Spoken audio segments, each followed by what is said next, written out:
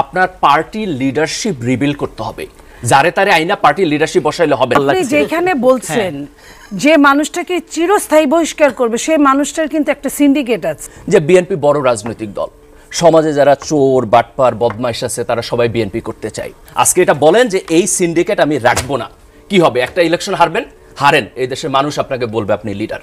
ওই মানুষকে ততদিন তা তুলবে। আপনার এই ফর্মুলা এখানে, এটা আপনার আমেরিকার ইউনিভার্সিটি না, sorry to say. Exactly, that's my point মনিয়াপা, দ্যাটস মাই পয়েন্ট। যে প্রশ্নটা তাহলে হওয়া উচিত যে আমি বুঝলাম এরা হাইব্রিড, তাহলে কোশ্চেন হলো আপনার পার্টির মধ্যে হাইব্রিড যেন তৈরি না হয় তার কি প্রসেস? আমি বিএনপির ক্ষেত্রে একই জায়গায় আসবো মনিয়াপা, আমি মানে নট যে আমি আরেক পার্টির লোক এই জায়গা থেকে, আমি কনস্ট্রাকটিভ আলোচনা করতে চাই। আমি আপনার একটা পয়েন্টকে খুব এমফেসাইজ দিব, সেই পয়েন্টটা হলো যে বিএনপি বড় রাজনৈতিক দল, সমাজে যারা চোর বাটপার বদমাইশ আছে তারা সবাই বিএনপি করতে চায়। কেন চায়? কারণ বিএনপি ক্ষমতার কাছাকাছি বলে মনে করে। এটা বিএনপির দোষ না, এটা আমি অ্যাগ্রি করি। আপনার এই পয়েন্ট আমি 100% অ্যাগ্রি করি। এই লুটপাট করা লোকেরা ওনার পার্টিতে যাবে না, কারণ ছোট। মান্নাভাইয়ের পার্টিতে যাবে না, ছোট, কিন্তু বিএনপিতে যাবে, অ্যাগ্রি করি। কিন্তু পয়েন্ট হলো এটা তো বিএনপির জন্য লায়াবিলিটিস।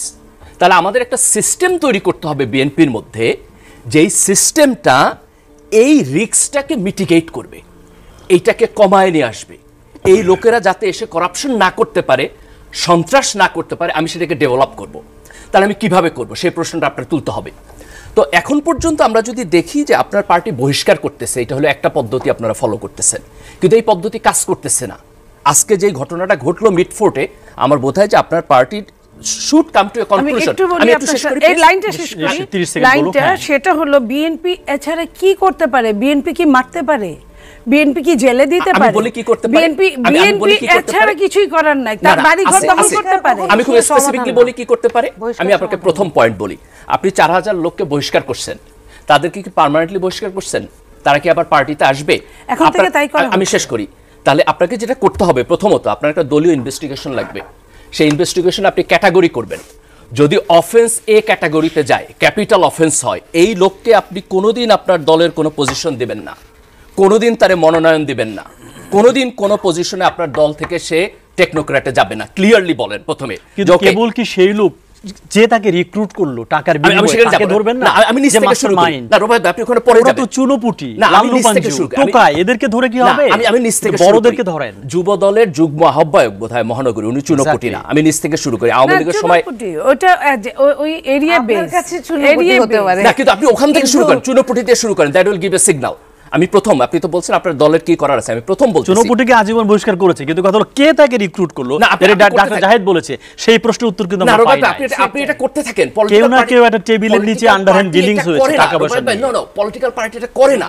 তারা আজকে বহিষ্কার করে কালকে নিয়ে নেয়, তারপর বহিষ্কারের কোনো মিনিং থাকে না। আজকে বিএনপি এটা বলুক স্পষ্টভাবে যে আমরা ক্যাপিটাল অফেন্সে কাউকে বহিষ্কার করলে তারে আমি আর কোনোদিন পার্টিতে নিব না, ইম্প্যাক্ট পড়বে। Point number 1। পয়েন্ট নাম্বার 2, আপনার পার্টির লিডারশিপ রিবিল করতে হবে।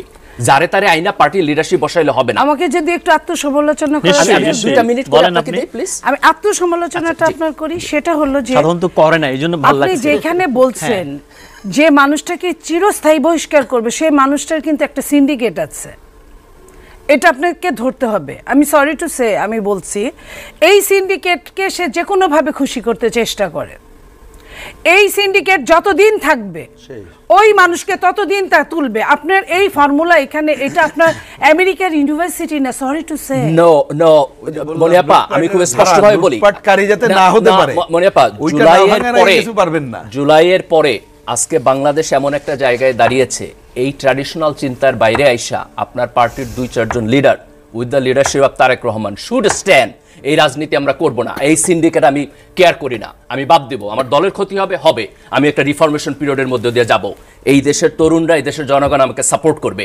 সাহস করে এটা যদি ব্রেক করে এই লিডারশিপ আপনি গ্রো করতে না পারেন, কোনোদিন আপনার পার্টি ভালো হবে না, কোনোদিন হবে না। আজকে this is the time.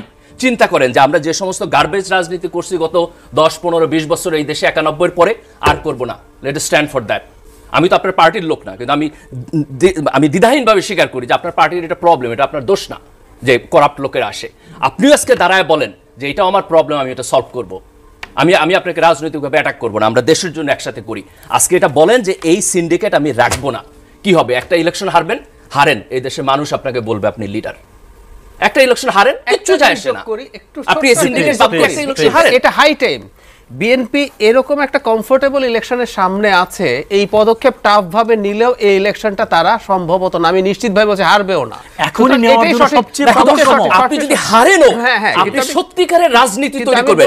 Elected হয়ে গভর্নমেন্টে যাওয়া এক জিনিস, আর মানুষের রাজনীতি তৈরি করা আরেক জিনিস। ডক্টর মির্জা গালিব করণীয় যদি বলেন, আচ্ছা আমি পয়েন্ট আকারে খুব বেশি ন্যারেট করা দরকার, সমস্যার উপলব্ধি আমাদের হয়েছে, মানে প্রিসাইসলি যাইতেছি। দেখেন করণীয় প্রথম জায়গাটা হলো যে এই প্রবলেমটাকে একটু মানে দলীয় কনফ্লিক্টিং জায়গা থেকে না দেখে আমাদের একটু জাতীয়ভাবে দেখা উচিত। বিএনপির প্রবলেম, এটাকে শুধু বিএনপির প্রবলেম না, আমি আমার পলিটিক্যাল ইনস্টিটিউশনের প্রবলেম হিসেবে দেখতে চাই। যে কারণে দেখেন আমি কিন্তু এগ্রি করছি। ঠিক একইভাবে ধরেন এনসিপি এখন তরুণরা রাজনীতি করতেছে, আমি মনে করি মনি আপাদের খুশি হওয়া উচিত।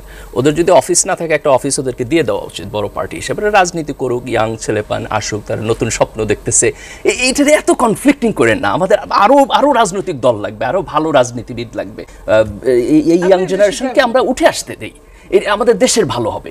তো প্রথম পয়েন্ট হলো এটাকে একটা জাতীয় ঐক্যের জায়গা থেকে দেখতে হবে। এই যে আমরা পার্টি টু পার্টি কনফ্লিক্টে দেখতেছি না, এভাবে আমরা প্রবলেম সলভ করতে পারবো না। এখানে আমাদের অ্যাপ্রোচ চেঞ্জ করতে হবে, পয়েন্ট নাম্বার 1। দ্বিতীয় হলো সংস্কারকে আমাদের দুইটা ভাগে বুঝতে হবে। একটা হলো যে একটা দীর্ঘমেয়াদী সংস্কার আছে, ধরুন আপনি পুলিশকে কিভাবে আরো অ্যাকাউন্টেবল করবেন, তারপর হচ্ছে আমলাতন্ত্রকে কিভাবে অ্যাকাউন্টেবল করবেন। এটা 1 বছরের কাজ না, এটা একটা লম্বা সময়ের। কিন্তু কিছু কিছু সংস্কার আছে যেটা এখন টাইম বাউন্ড, আমরা খুব কুইকলি করে ফেলতে পারি। যেমন আপনি বলেছেন যে খুব সম্ভবত যে পিএসসির ছিলেন সাদাত সাহেবকে কোট করে বলেছেন, এবং আকবর আলী খানকে কোট করে বলেছেন যে আমাদের প্রাইম মিনিস্টারের হাতে পাওয়ারটা খুব বেশি। তার মানে আমাদের একটা কনস্টিটিউশনাল রিফর্ম দরকার, যেখানে নির্বাহী বিভাগ আপনার সংসদ এবং বিচার বিভাগ দ্বারা কিছুটা ব্যালেন্সড হবে। এই রিফর্মেশনটা আমাদের করতে হবে। পয়েন্ট নাম্বার 1, কিন্তু পুরো পৃথিবী জুড়ে সেপারেশন অফ পাওয়ার, এমন চেকস এন্ড ব্যালেন্স, আমাদের চেকস এন্ড ব্যালেন্স কাজ করতেছে না। তাহলে আমাদের একটা কনস্টিটিউশনাল রিফর্ম থাকতে হবে। এই জায়গায় বিএনপির ব্যাপারে আমার একটু অভিযোগ আছে যে কনস্টিটিউশনাল রিফর্মের যে আলোচনা হইতেছে, আমার কাছে মনে হইতেছে বিএনপি পার্টি লাইনের উপর উঠতে পারতেছে না। সরি টু সে, পার্টি লাইনের উপর উঠতে পারতেছে না। তাদের একটা প্রতিক্রিয়াশীল ভয় আছে যে আমি বড় পরিবর্তন না করে যদি কুইকলি চলে যেতে পারি তাহলে ভালো। আমার বোধ হয় যে এইখানে অ্যাপ্রোচটা একটু পরিবর্তন করে এই রিফর্মটাকে একটু সিরিয়াসলি দেখা দরকার। দেন আর দুইটা ইম্পর্টেন্ট জিনিস আমি বলবো, যেটা আমার বড় রিফর্ম।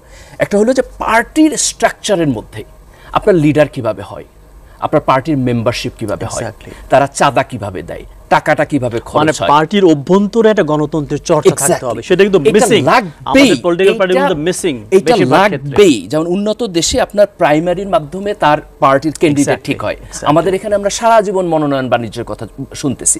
তাহলে পলিটিক্যাল কাউন্সিল হয় না, এটা পলিটিক্যাল পার্টির অভ্যন্তরে গণতান্ত্রিক প্রক্রিয়াকে আপহোল্ড না কইরা আমরা কালেকটিভ ডেমোক্রেটিক সিচুয়েশনকে বেটার করতে